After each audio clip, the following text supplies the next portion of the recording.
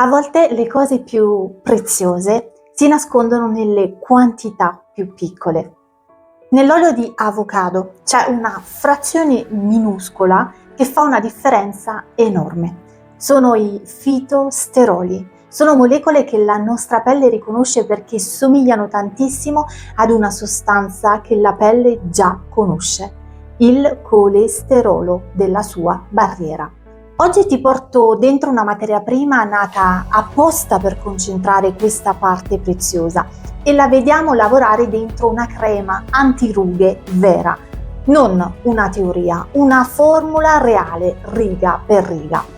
E non ci fermiamo qui, perché con questo ingrediente facciamo una cosa che cambia il modo in cui guardi qualsiasi formula.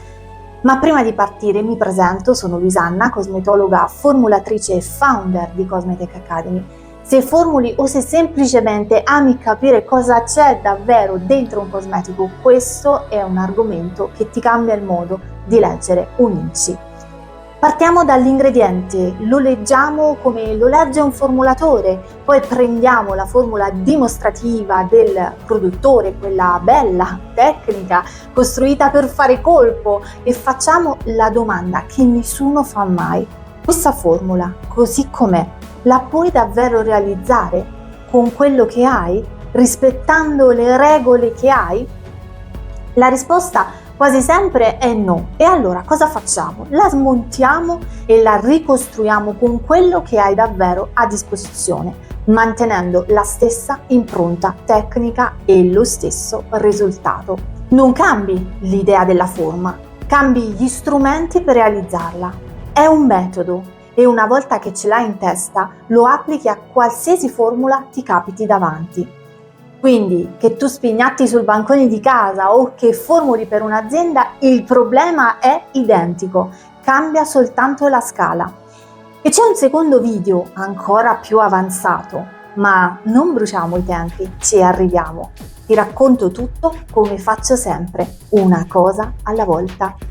Ogni settimana pubblico video come questo e shot sulle novità della cosmetica professionale, ingredienti, ricerca, tutto quello che amo di questo settore e che voglio condividere con te. Se sei qui per la prima volta, iscriviti al canale e attiva la campanella. A te non costa nulla, per me è molto importante perché mi aiuta a proporre contenuti gratuiti come questo. E se questo video ti è utile, lascia un like e condividilo con qualcuno che formula come te, mi aiuti a farlo arrivare a più persone che amano la cosmetica fatta bene. E ancora, scrivi qui sotto nei commenti cosa ti interessa di più conoscere nelle formule cosmetiche. Leggere le tue risposte mi aiuta a capire cosa approfondire nei prossimi video. E magari il tuo commento diventa il tema del prossimo. Fallo, mi raccomando, leggo tutto. Questo canale è fatto per chi ama la cosmetica quanto la amo io. Partiamo dal nome perché racconta già la sua storia. Su ogni cosmetico per legge è scritta la lista degli ingredienti, ognuno con il suo nome ufficiale internazionale. Questa lista si chiama INCI. Pensala come il nome e cognome di ogni ingrediente, uguale in tutto il mondo, così lo stesso componente si chiama allo stesso modo in Italia, in Francia o anche in Giappone. Ebbene, l'INCI di questa materia prima è Persea gratissima oil, Phytosterols olea europea fruit oil. Tradotto, olio di avocado, fitosteroli, olio di oliva. Sullo scaffale invece lo trovi o lo puoi trovare col suo nome commerciale, Avocadin HU25. E qui mi devo fermare un attimo sulla parola fitosteroli perché è il cuore di tutto. Partiamo da una cosa che conosciamo tutti almeno di nome, il colesterolo. Di solito lo associamo al sangue e lo pensiamo come qualcosa di brutto, ma nella pelle il colesterolo è un alleato fondamentale. Immagina lo strato più esterno della pelle come un muro. Le cellule rappresentano i mattoni e tra un mattone e l'altro c'è un cemento fatto di grassi che tiene tutto insieme e impedisce all'acqua di evaporare. Ecco, il colesterolo è uno dei grassi che compongono quel cemento. Quando manca, il muro si sgretola e la pelle diventa secca, screpolata, fragile.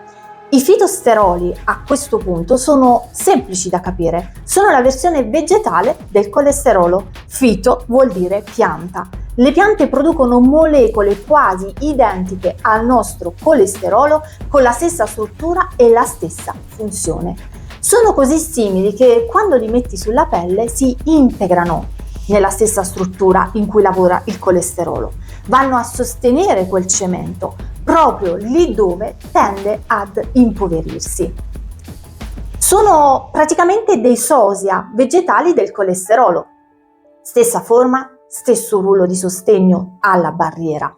Tienili a mente questi fitosteroli perché torneranno per tutto il video. Allora, questa materia prima è un complesso oleuso, cioè una miscela fatta di oli, 2 oli vegetali pregiati, avocado e oliva, dentro cui è stata concentrata apposta la frazione più preziosa, quella dei fitosteroli. Il produttore li indica proprio come l'attivo del prodotto e il nome stesso lo richiama. Quel 25 nella sigla HO25 rimanda all'idea di una frazione concentrata. Non prendiamo quel numero come una percentuale esatta da leggere sulla scheda. Prendiamolo per quello che racconta. Qui i fitosteroli ci sono e ci sono in concentrazione, non in tracce. Adesso ti spiego un'altra parola perché senza questa non si capisce perché questo ingrediente è così prezioso. La parola è insaponificabile. Sembra complicata, ma il concetto è molto semplice. Quando un olio o un grasso viene messo a contatto con la soda, avviene una reazione che si chiama saponificazione. In pratica, l'olio si trasforma in sapone. È così che si è sempre fatto il sapone, grasso più soda. Però dentro ogni olio c'è una piccola parte che a quella reazione non partecipa, non diventa mai sapone e quella parte si chiama appunto insaponificabile. E indovina cosa contiene soprattutto quella parte lì? Proprio i fitosteroli insieme alle vitamine e ad altre molecole nobili.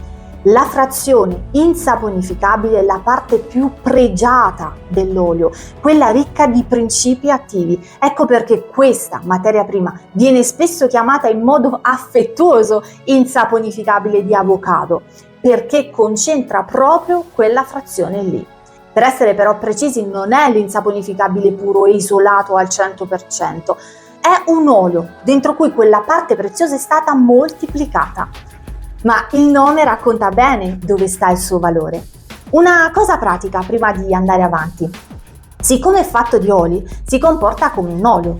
Vuol dire che è liposolubile, si scioglie nei grassi, non nell'acqua, e quindi in una crema dove va? In una crema va messo nella parte grassa della formula. Teniamo a mente anche questo, perché conterà quando costruiamo la nostra crema. E adesso vediamo cosa porta concretamente alla pelle. 3 famiglie di componenti. La prima, gli acidi grassi insaturi, sono i grassi buoni dell'olio, quelli che nutrono, hanno nomi che forse hai già sentito: oleico, linoleico, linolenico. Sono la parte emoliente, cioè quella che ammorbidisce la pelle, le dà scorrevolezza, la leviga e aiuta a ricostruire il film naturale di grassi e acqua che riveste la pelle in superficie e la protegge. La seconda, i fitosteroli che ormai conosciamo, sono la frazione concentrata e siccome somigliano al colesterolo della barriera, lavorano proprio lì, rinforzano la barriera della pelle, aiutano a calmare i rossori e migliorano la capacità della pelle di trattenere l'acqua, quindi di restare idratata. La terza, le vitamine A ed E, sono vitamine antiossidanti, cioè proteggono la pelle dai danni e sostengono il suo naturale processo di rigenerazione.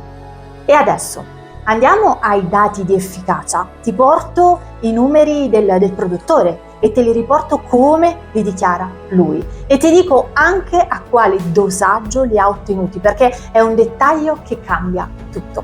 Il produttore ha preparato una crema con questo complesso al 3%. Tieni a mente anche questo, 3%, è il dosaggio pieno, quello che consiglia lui.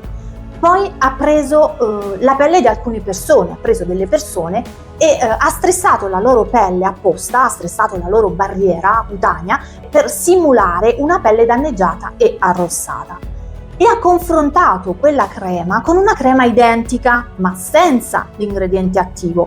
Quella senza attivo si chiama placebo. Cosa ha misurato? Una cosa ben precisa. Quanta acqua la pelle lascia evaporare verso l'esterno. Si chiama perdita di acqua transepidermica.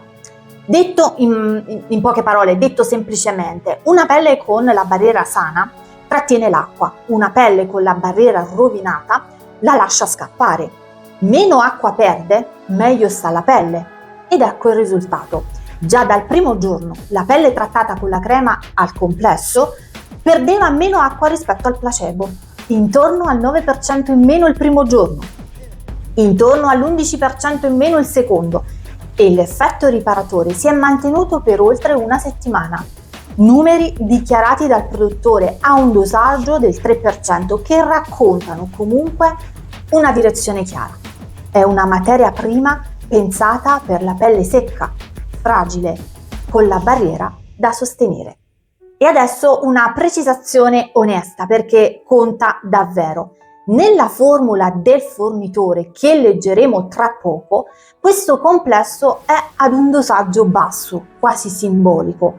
Più avanti, quando rifaremo la formula a modo nostro, gliene daremo molto di più, proprio per fargli fare questo lavoro sulla barriera.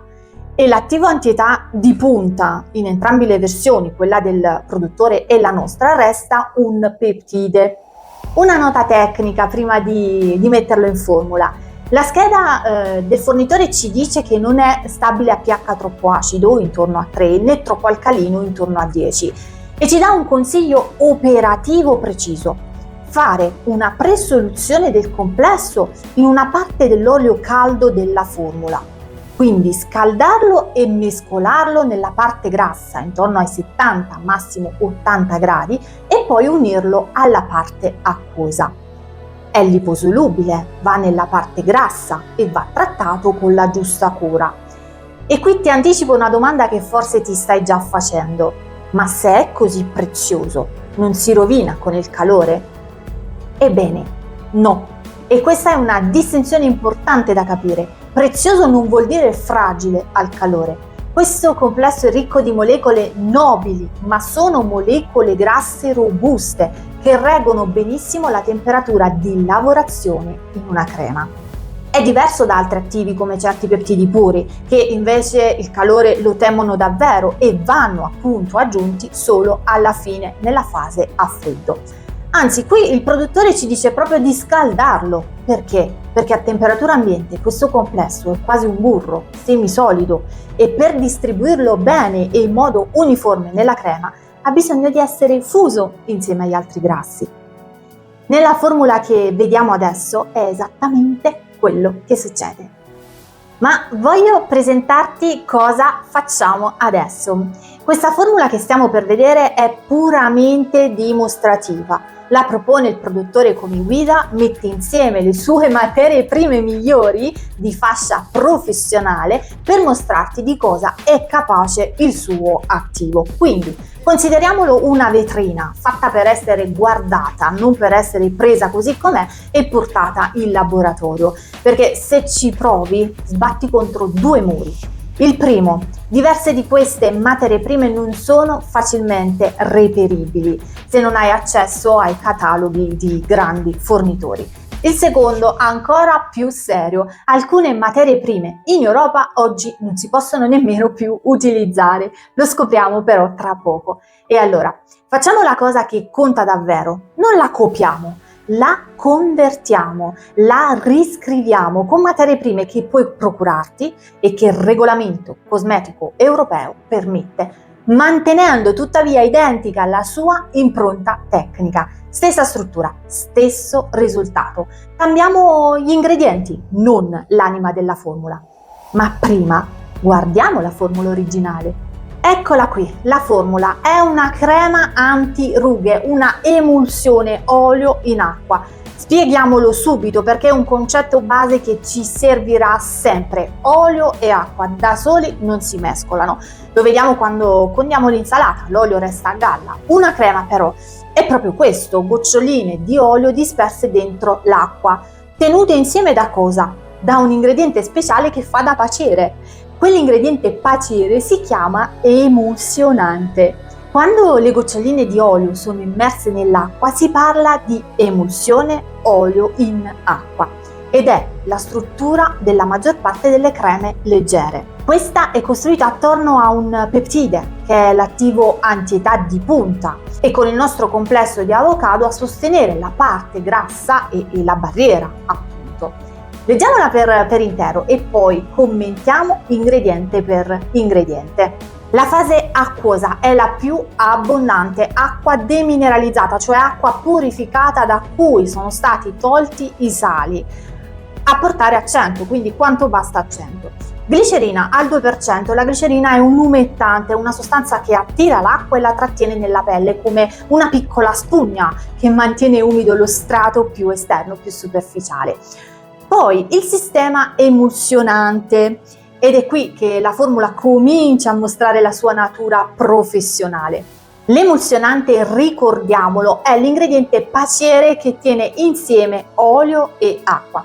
Qui troviamo un complesso di 3 componenti al 5%, ceterilalcol con dicetilfosfate e cetat-10-fosfate. È un emulsionante che forma creme stabili e dal tatto molto ricco. Accanto cosa abbiamo? Cetilalcol allo 0,25%, è un grasso, è un grasso solido che serve a dare struttura e a regolare quanto la crema è densa.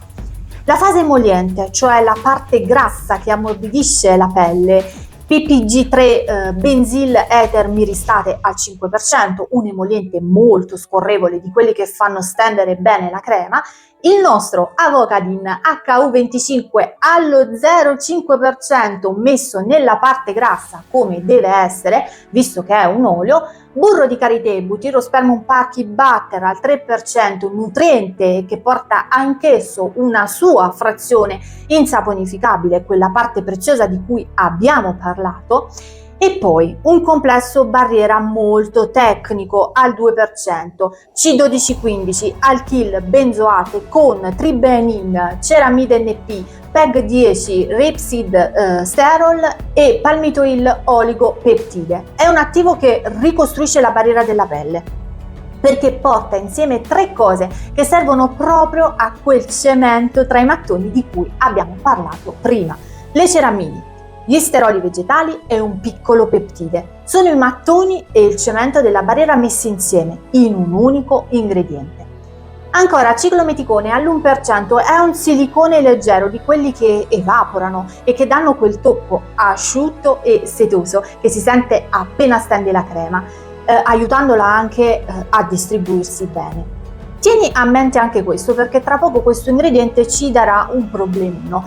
Poi gli attivi e gli aggiustamenti, quindi Matrixil 3000 al 3% è uno dei sistemi di peptidi antietà più diffusi e documentati in cosmetica. I peptidi sono piccoli frammenti di proteine che funzionano come messaggeri, cioè portano un messaggio alle cellule della pelle. In questo caso parlano ai fibroblasti, che sono le cellule del derma, lo strato profondo della pelle, quelle che producono il collagene, quelle che producono le altre sostanze che tengono la pelle compatta e soda.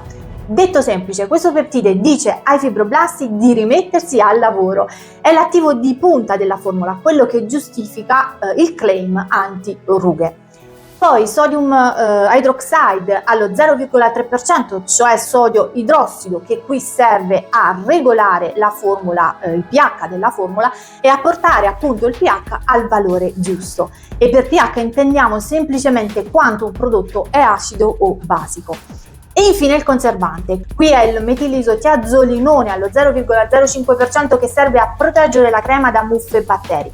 E proprio su quest'ultimo apro una parentesi che è anche una nota normativa perché è estremamente importante.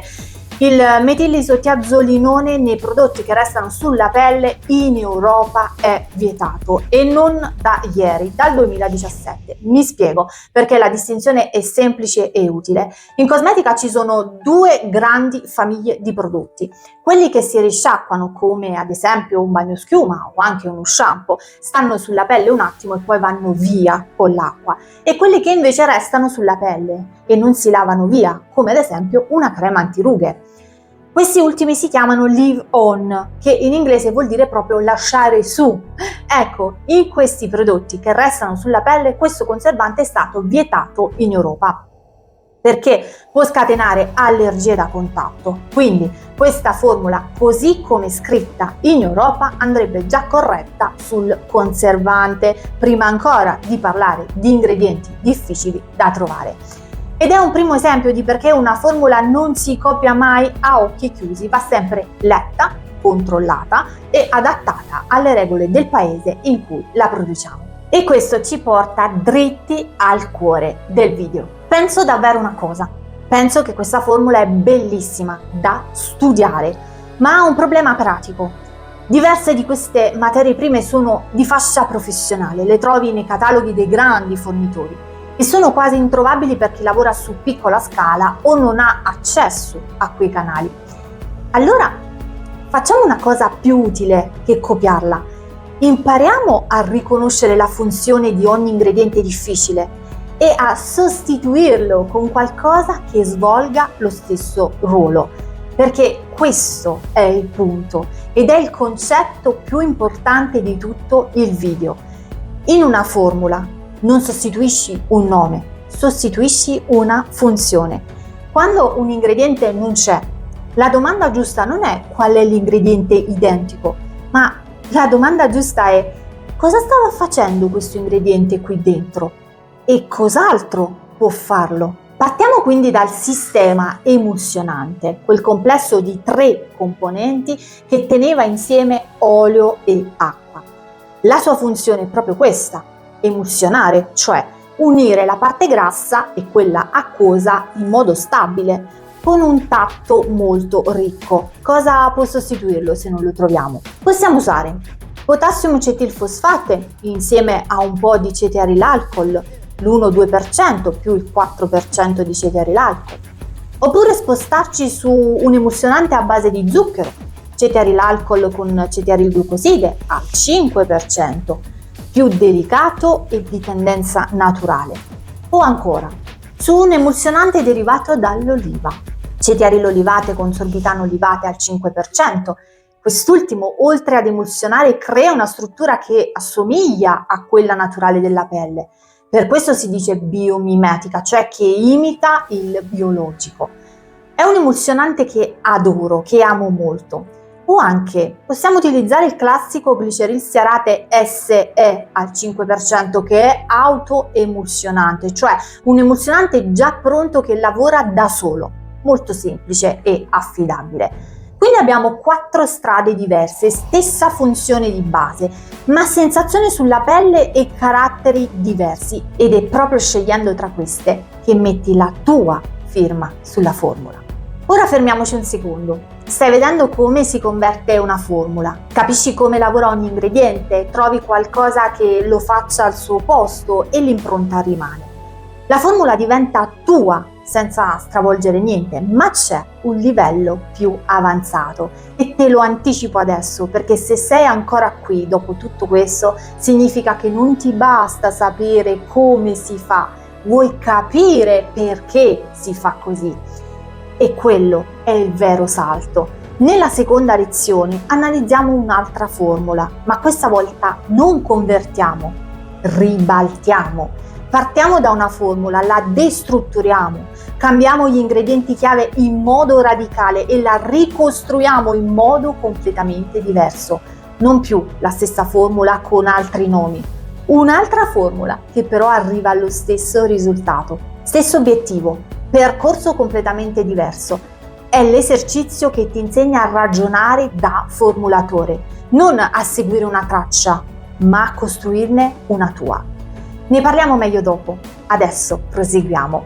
E proseguiamo con l'ester emoliente, il PPG3 benzil etel miristate. La sua funzione è un emoliente scorrevole, molto spalmabile.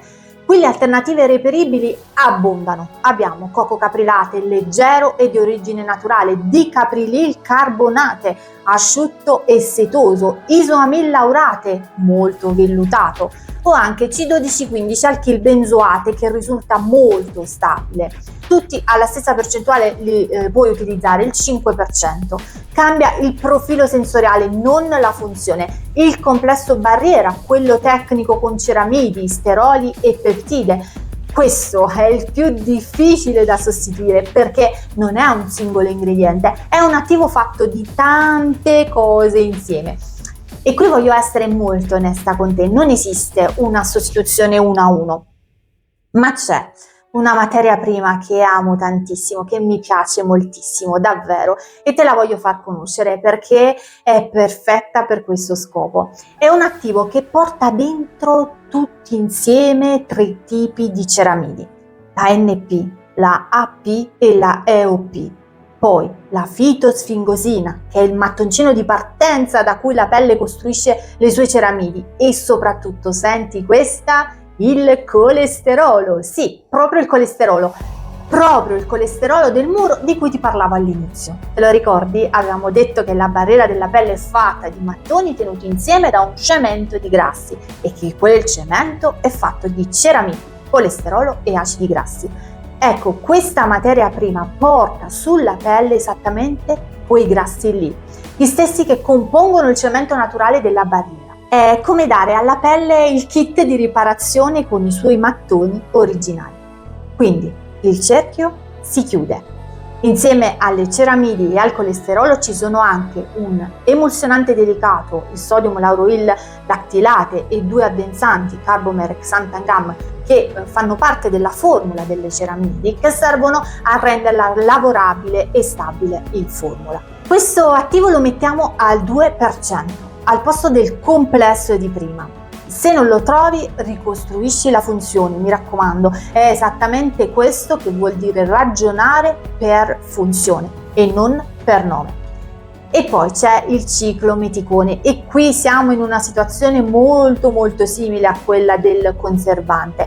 Anche questa volta non è una questione di gusto, è il regolamento. Il ciclometicone non è un solo silicone, è una miscela di siliconi che chiamiamo con delle sigle, che i tecnici chiamano con delle sigle D4, D5 e D6.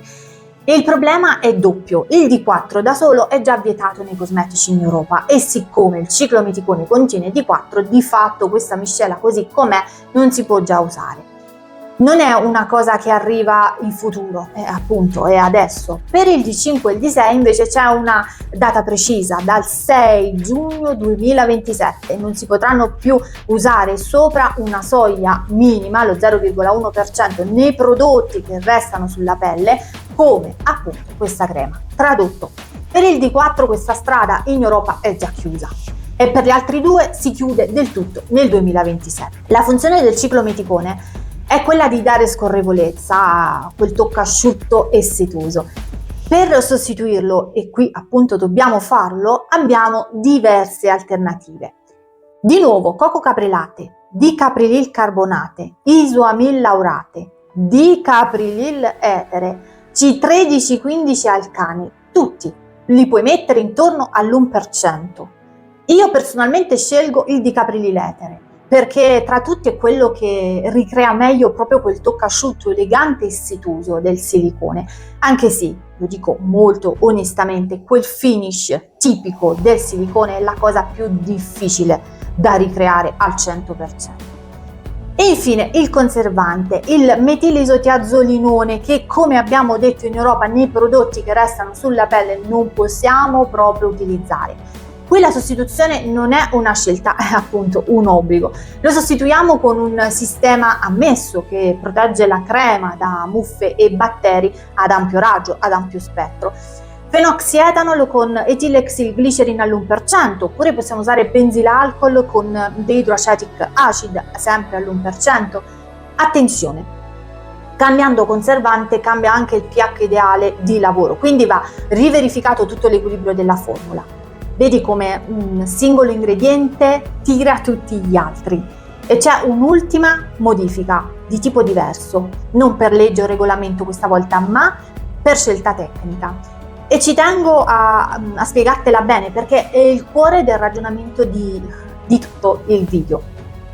Nella formula del fornitore il complesso di avocado è allo 0,5%, io direi quasi una comparsa, ma è il protagonista di questo video e i dati di barriera del produttore erano stati ottenuti al 3%, quindi nella mia versione l'ho portato proprio al 3%, il suo livello d'uso pieno.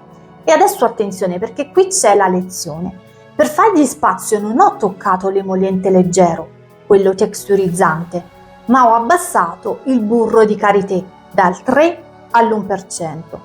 Perché? Perché l'avocado e il karité fanno lo stesso mestiere. Sono due burri ricchi di insaponificabile, due nutrienti di barriera, occupano lo stesso posto in formula, quindi se alzo uno, l'altro lo posso abbassare, si danno, diciamo, il cambio. Il complesso di avocado prende il ruolo di burro di barriera principale e il karité fa un passo indietro, resta come tocco nutriente di supporto. Due ingredienti diversi, stessa funzione e sei tu che decidi a chi dare il palcoscenico. Questo, di nuovo, è ragionare per funzione e non per nome. E lascia che ti faccia notare una cosa perché è importante. In questa sola formula ci sono già due ingredienti che in Europa non possiamo più usare così come sono, il conservante e il silicone. Dico due. Ecco perché ti ripeto sempre che una formula del fornitore non si copia mai a occhi chiusi, va letta, capita e adattata alle regole del posto in cui la produciamo. Copiarla senza ragionarci è un rischio. Ecco il senso di questo esercizio. Non ti sto dando una formula da copiare, ti sto insegnando a leggere una formula come la legge un formulatore, per funzioni e non per nomi. Quando ragioni così, nessun ingrediente introvabile o vietato ti blocca più.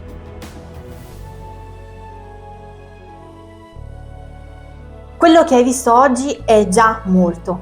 Hai visto che una formula dimostrativa non si copia, si capisce, si smonta e si ricostruisce con quello che hai davvero, con quello che hai a disposizione.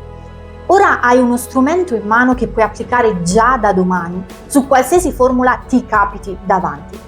Ma se sei arrivato o arrivata fin qui, sai già che c'è un passo in più.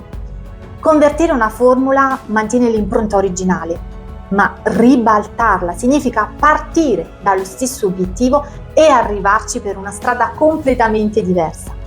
È un livello di libertà formulativa pazzesco ed è questo che affrontiamo nel secondo video dentro Cosmetech Academy. Ho preparato per te un video di presentazione di circa 3 minuti che ti spiega esattamente cosa trovi e cosa impari. Dove lo trovi? Nel link qui sotto in descrizione. Guardalo e poi decidi tu.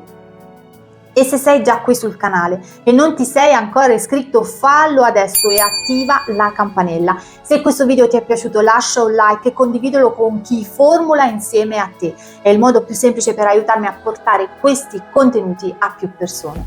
Ogni settimana pubblico video come questo e short sulle novità della cosmetica professionale, ingredienti, ricerca, tutto quello che succede nel nostro settore e che merita di essere raccontato bene. Questo canale è fatto per chi ama la cosmetica quanto la amo io. Ci vediamo al prossimo video. Ciao!